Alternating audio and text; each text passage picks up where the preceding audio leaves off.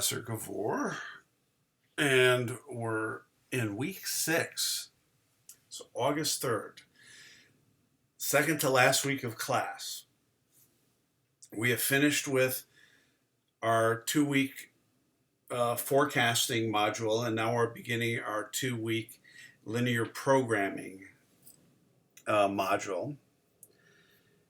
And linear programming is basically constrained optimization, where the objective function and the constraints are all linear.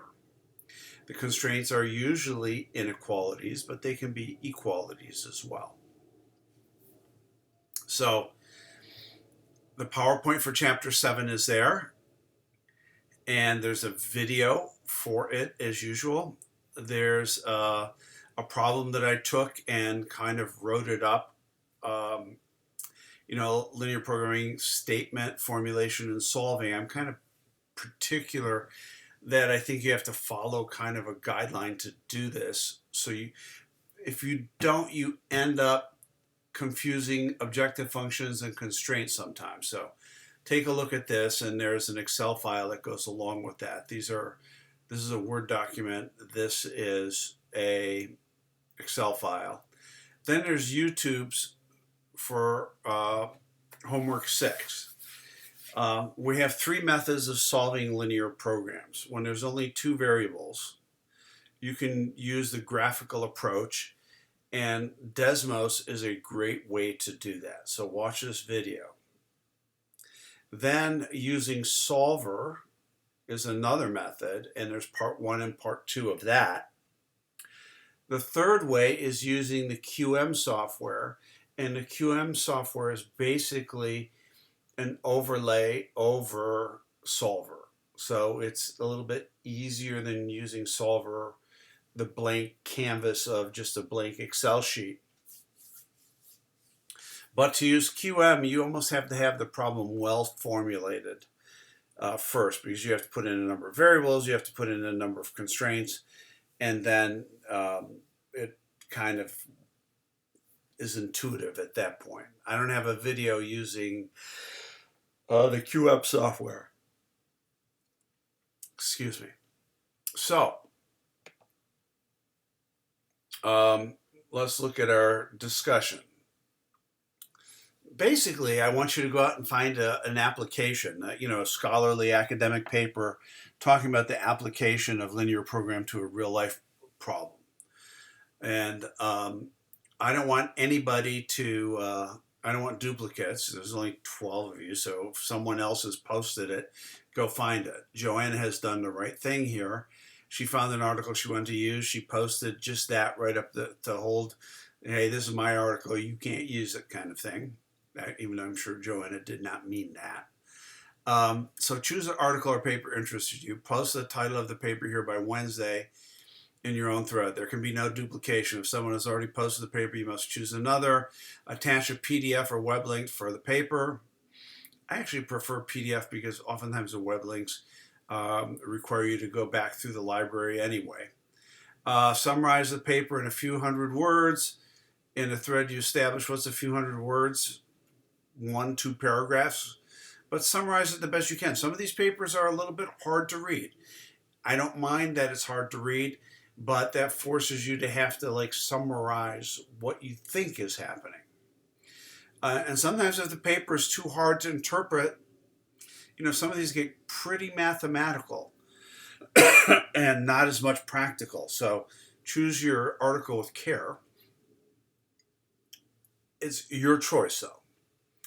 Summarize the paper in a few hundred words. Comment on 2 other students' posts by the due date. So I like this discussion, and I think people generally like it too. Then all that remains is the homework. There are 4 homework problems. 7, 14, and 15 are basically 714 was one problem. 715 is the 714 problem with a variation.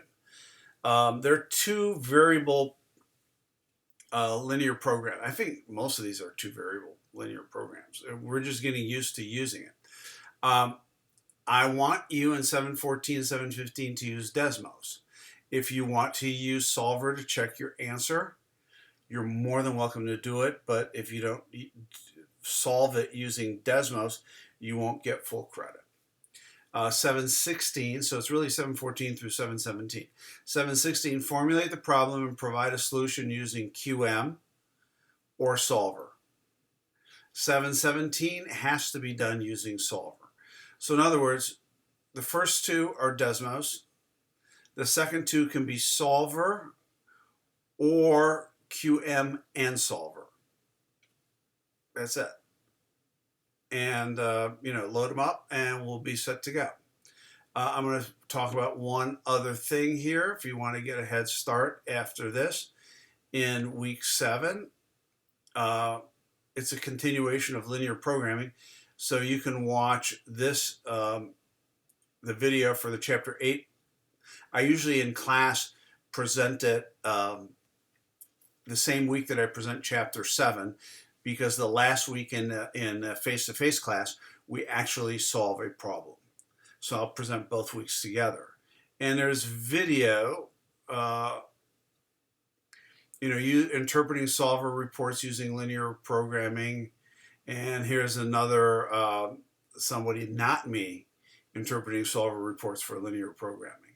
So if you're tired of listening to me, listen to this guy. If you like mine and it helps you sleep better, keep watching.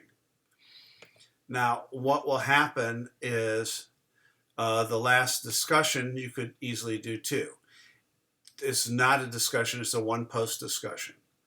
And what methodologies do you think you will retain from this class that you might actually use to solve real problems? What concepts do you think you will retain from this class that will help you be a better manager in your future work, suggest improvements to the course? I do take them seriously. So you could do that discussion too if you want and just get it out of the way, so that the last week you can focus entirely on the textbook problem. We're only going to assign one problem, and you can read these rules. You're going to do one problem. I'm going to assign it to teams of 2 of you. First, you formulate the linear, and I pick the teams. First, formulate the linear program. This will be done using equations and inequalities. Pencil and paper. Take a picture of it. Send it to me. I will approve that you've done that.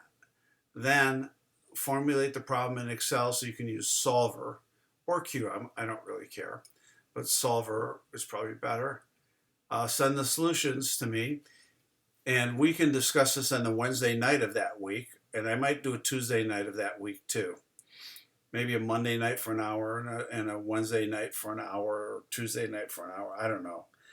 So you have 2 touch points to come. No team should get less than 50 on this.